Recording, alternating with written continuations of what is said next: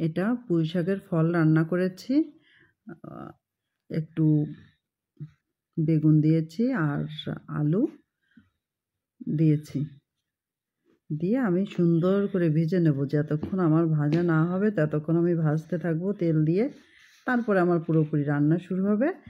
আর এই ভাজি হতে হতে আমি পুঁই শাকের নিয়ে কিছু কথা বলি, যে আমাদের পুঁই শাক উপকারিতাগুলো কি। সামান্য কিছু, কারণ বেশি হয়তো বা জানি না, যতটুকু জানি ততটুকুই আপনাদের সামনে বলবো। এই পুঁইয়ের পাতা হচ্ছে গিয়ে ওজন কমাতে সাহায্য করে আর পরিপাকে সহায়তা করে, সহজে খাবার হজম করে। অতিরিক্ত মোটা হলে পুঁই শাক খাওয়া যেতে পারে, কারণ এতে ওজন কমানোর উপাদান রয়েছে। পুঁই শাকে অধিক পরিমাণ ফাইবার থাকার কারণে যাদের কোষ্ঠকাঠিন্য সমস্যা রয়েছে তারা পুঁই শাক খেতে পারেন। এতে সহজে কোষ্ঠকাঠিন্য দূর হবে। আবার পুঁই শাকে অধিক পরিমাণে হচ্ছে গিয়ে ক্যালসিয়াম থাকে, যেটা ওই যে নালাযুক্ত থাকে, তো ওটা হাঁটুর সমস্যা হলে, ব্যথা হলে ওটাও অনেক কাজ হয় ওটাতে, ওই যে নালাযুক্ত।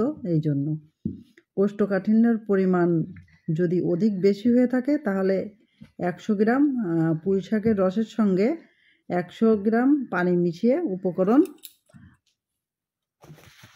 মিশিয়ে উপকার পাওয়া যেতে পারে। তাই এই যে কোনো জিনিসে যেমন উপকারিতা আছে তেমন অপকারিতাও আছে।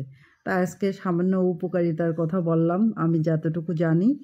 আর যদি সামনে আবার কখনো পুঁই শাক রান্না করি তখন অপকারিতার কথা বলবো, যে কী কী মানে শরীরের জন্য ক্ষতি হবে সেটা বলবো।